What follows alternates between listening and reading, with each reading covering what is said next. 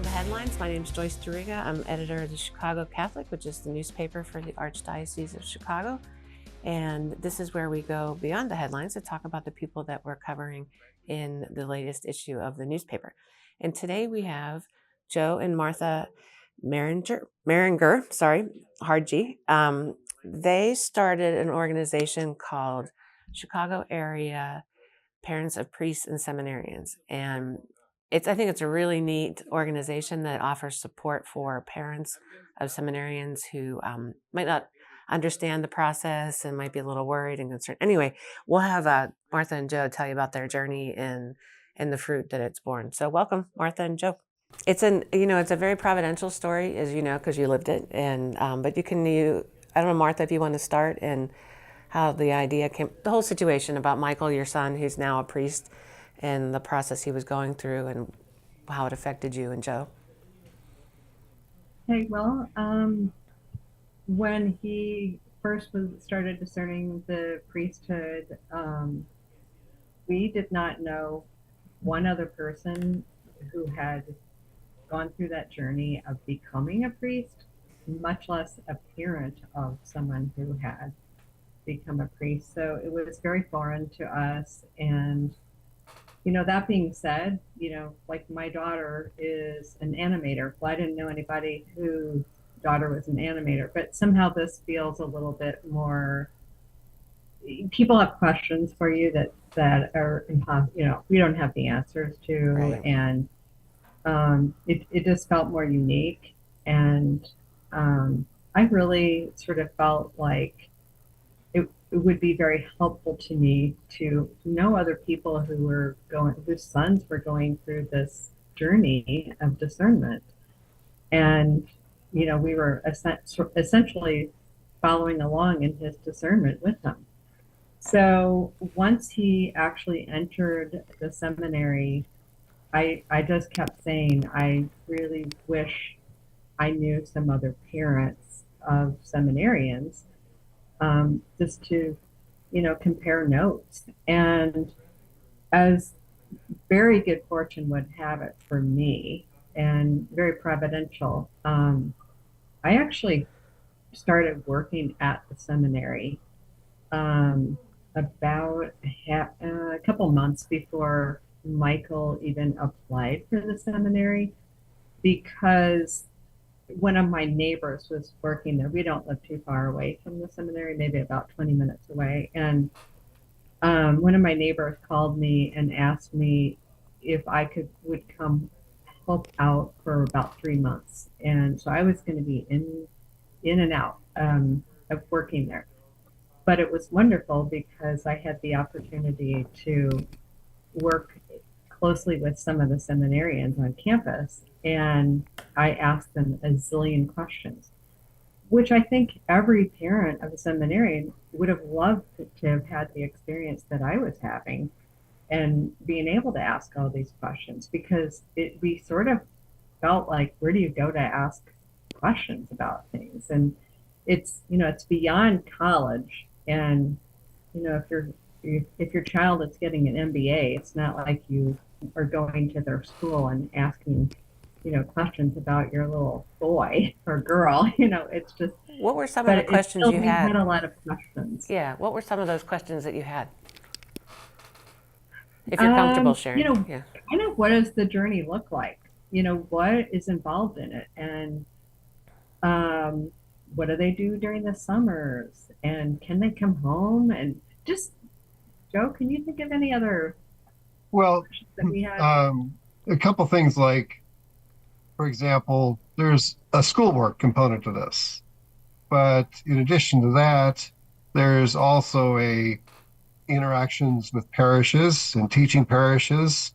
And so there are all kinds of experiences that are rounding out a person to become a priest.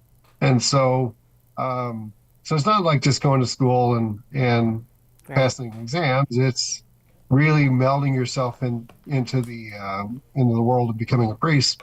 And the other part was, I don't think we understood the concept of a calling.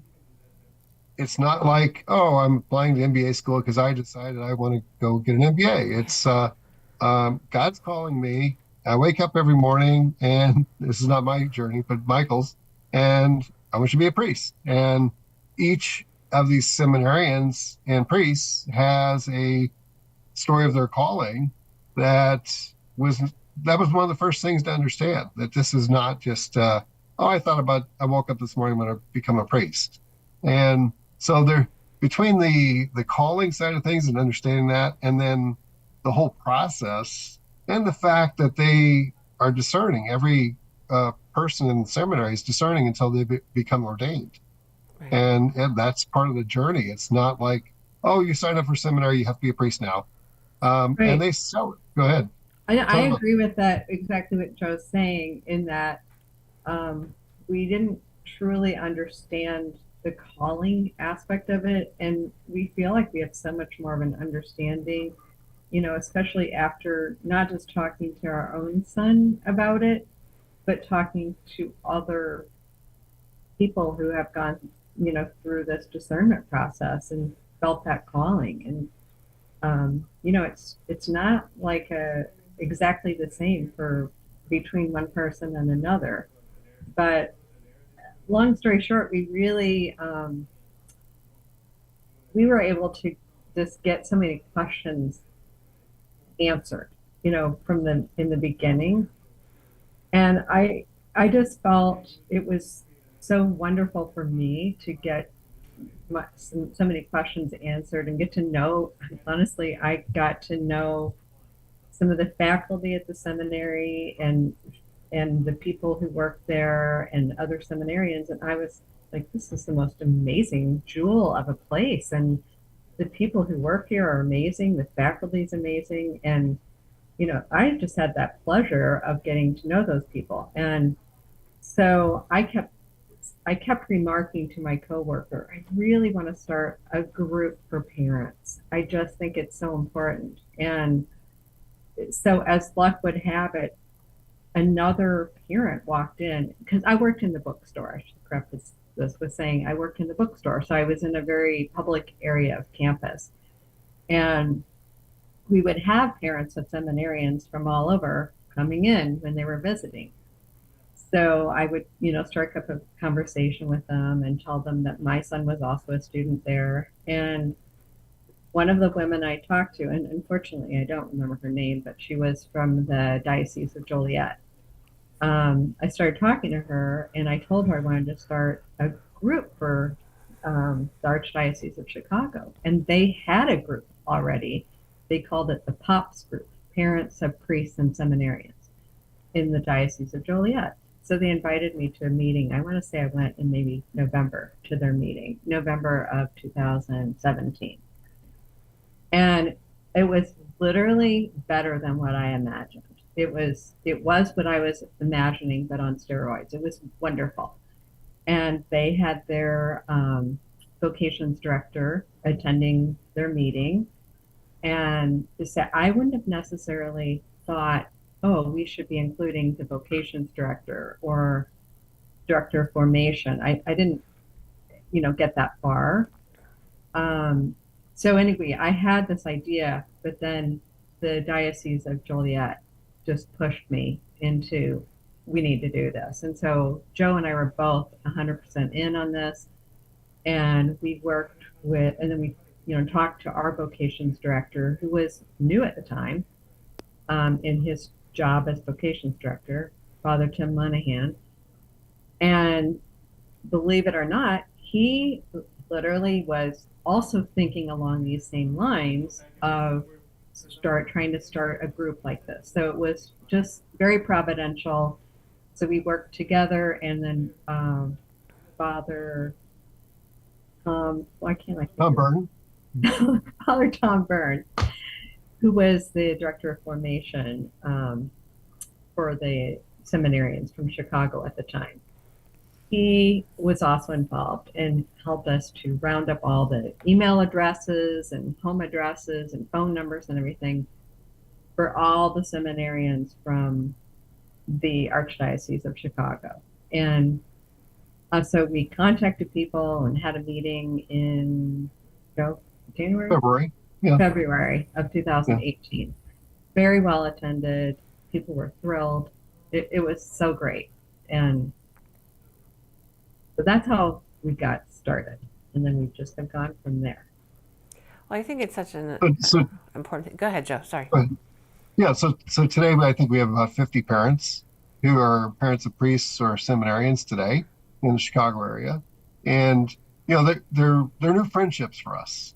We've known them for 6 or 7 years. We've gone to their different ordinations, and that's the other part that we were, as being a parent group. Then we also got clued into the ordination and the invitations, and would go to ordinations for young men who were ahead of our sons to see what's going on, Mm. which is also part of the learning process. That we'd go to ordinations and have that experience, and we ended up having a lunch after ordinations to kind of connect with each other, because really we had a new friend group we had something really unique in common.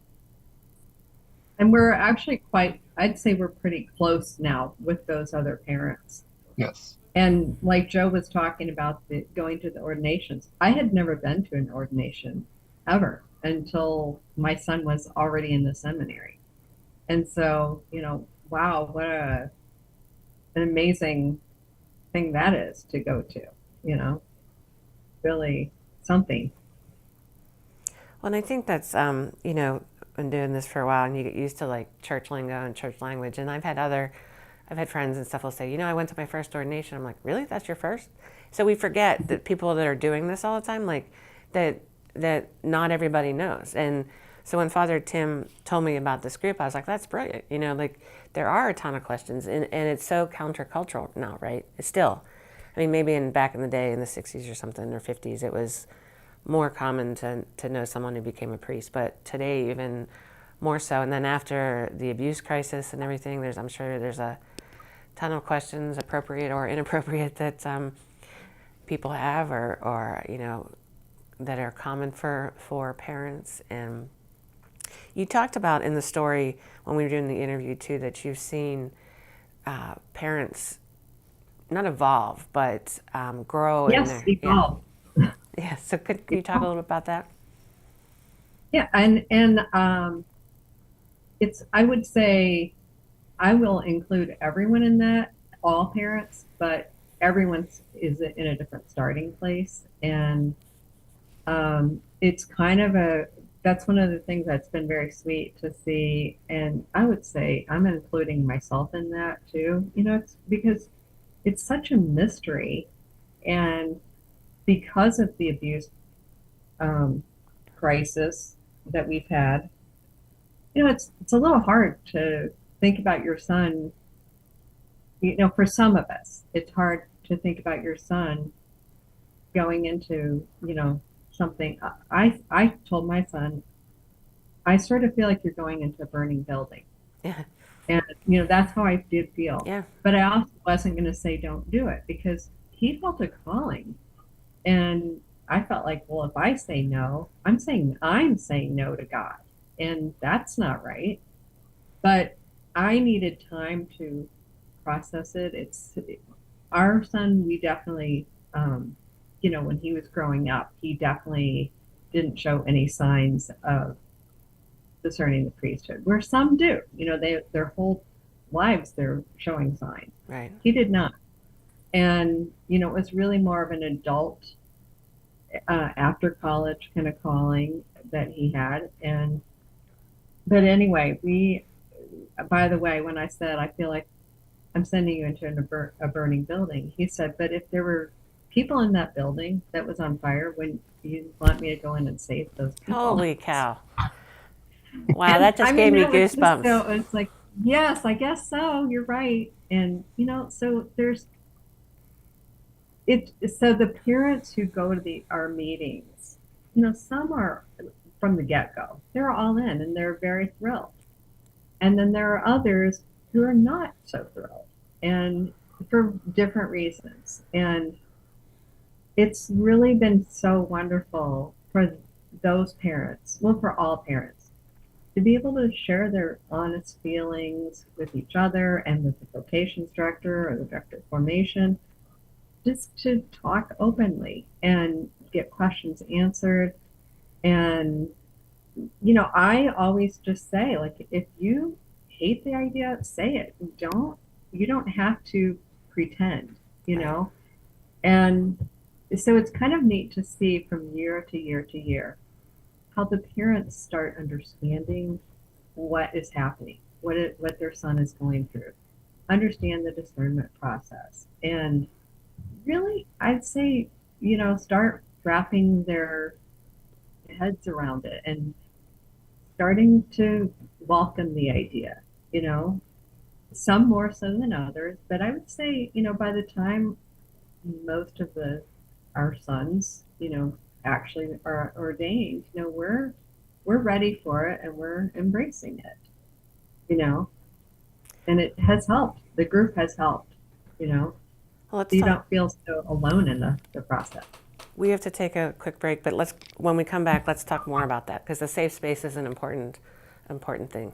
So don't go away, everybody. We'll be right back.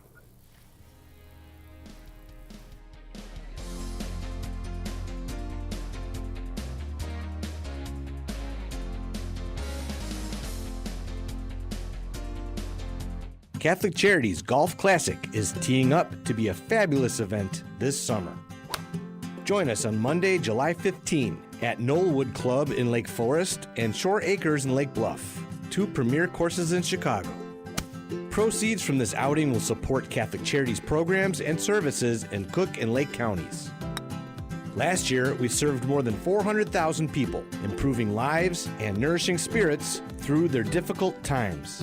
Gather your foursome, or just join us for the spectacular dinner following the tournament. Catholic Charities Golf Classic is always a highlight of summer in Chicago. Come and experience this signature event for yourself. To learn more and register for the Catholic Charities Golf Classic on July 15, call 312-948-6864. That's 312-948-6864. Or visit CatholicCharities.net.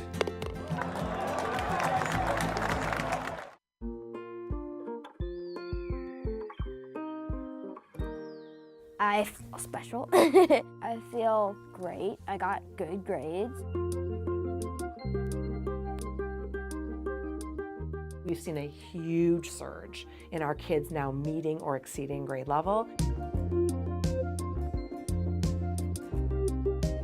Come check us out. You may have never thought we were an option before. Our school communities provide students with academic excellence and character education in a supportive and stable learning environment. Come see for yourself. Visit archchicago.org/findaschool. We are hiring. Catholic Charities of the Archdiocese of Chicago is looking for mission-driven individuals who want to help make a positive difference in the lives of people in need throughout Cook and Lake counties. Be part of a diverse, talented team of professionals in the largest human services organization in the Midwest. We are dedicated to helping people chart a more stable, happier future for themselves, and we accompany anyone in need, regardless of faith, gender, race, or ethnicity. Competitive salaries and generous benefits add to the satisfaction you'll have every day, knowing that you're helping us amplify our impact in Chicago.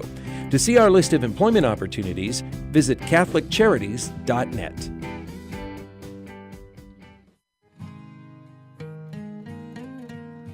I am a seminarian.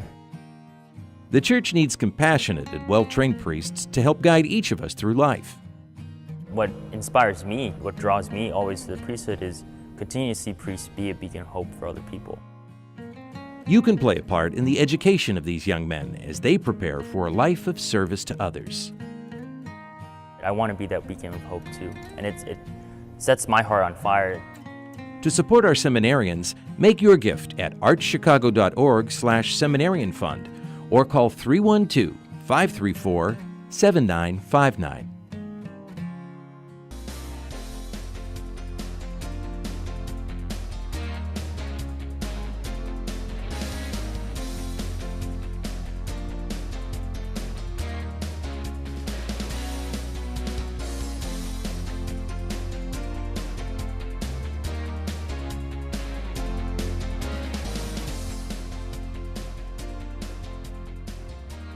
Welcome back to Beyond the Headlines. My name is Joyce Duriga, and I'm the editor of the Chicago Catholic. And before we go back to our special guest today, I wanted to plug the newspaper. You can check us out at ChicagoCatholic.com. You can sign up for a subscription for a year. We come on about every 2 weeks, and it's $30. $35, right? We just switched printers, so the price went up. And you can check out what the Cardinal's up to. He usually writes a column. You can see what the Pope's doing in Rome. And if you go to ChicagoCatholic.com, you can follow us on social media or sign up for our free newsletter that I send out a couple times a week. And we're pre-taping this, but so when this comes out next week, in this edition you'll have, we did a lot of coverage of the Eucharistic procession, the National Eucharistic procession that's here in the Archdiocese for several days. And we're talking right now about the seminarians and such. And last night we were at University of St. Mary the Lake Mundelein Seminary, where over 1,200 people came. It was the first event here in the Archdiocese for the pilgrimage, and it was aimed at youth. And they led this. There was mass, and then there was a witness talk, and then they had a 1.5-mile procession around the seminary campus, and it was just super beautiful. The campus is beautiful. As both of our guests know today, Joe and Martha Merringer, they have a son who went through the seminary, and they are founders of the Chicago area parents of priests and seminarians. So it's a group of, I wouldn't say, even though we talked about this, it's not really a support group, but it's a group for parents to come together and talk about the journeys that their sons are on. So we were talking about before the break about that it's a safe space for people to come to, and I think that's important. I mean, I don't think there's any question that's wrong. And Father Tim Monahan, our vocations director, and I talked about this too, and I know he's had extensive conversations with you about it, that it's a safe space, and it's a good space, and you can talk to the parents in ways he can't, because you're living it or you lived it. And so how is that important to you, and how have you seen that? Well, let me go a little first in Martha's. That one of the things that's interesting and we've figured out was important as time went, it's really a parent group. So we invite the vocations director, or the person in charge of seminarians, but that's also part of the safe space kind of scenario, that the dialogue with parents or between parents, and it's there's a wealth of information and knowledge with our vocations director, sure, Father Tim Monahan, but that safe space is really important. And Martha's really the leader of kind of helping people open up.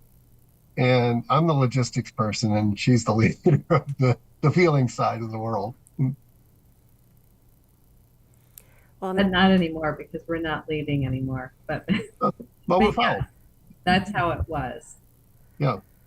Well, but you know what? I think when I started it, I thought of it as a support group, and it certainly is not a support group. It really is much more of a social group. We get together and share meals together, and we have mass together and then share a meal, or we go to the family picnic at the seminary, or we go to the ordinations together. So we just do things together, and we get to know each other socially.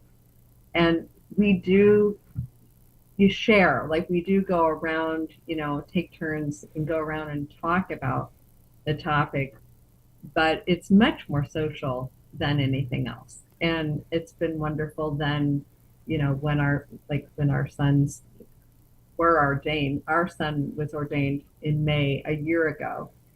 And it was so wonderful that we were able to go through the ordination with parents that we knew already so well. And, we could share just every aspect of it together. So that was really great.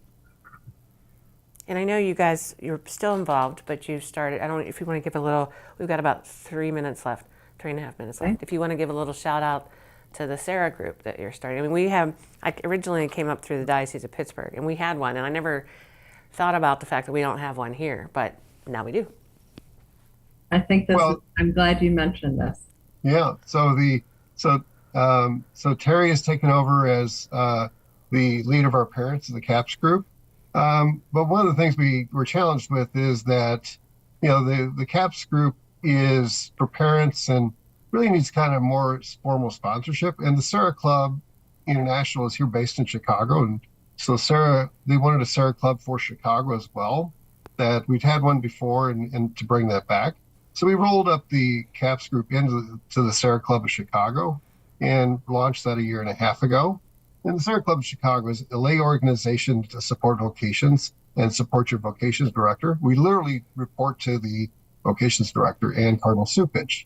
So if you are interested in supporting vocations around Chicago, you can send me an email at chicagosarah@gmail.com, and that comes to my phone as with other people. And that's really what we do. You see bulletin blurbs that we help distribute about vocations and about Quo Vadis days and who will fill these shoes, Totus Tuus, all the programs, the great programs that are happening. And so we also have a son who's a priest, and there's a shortage of priests. So it's Right.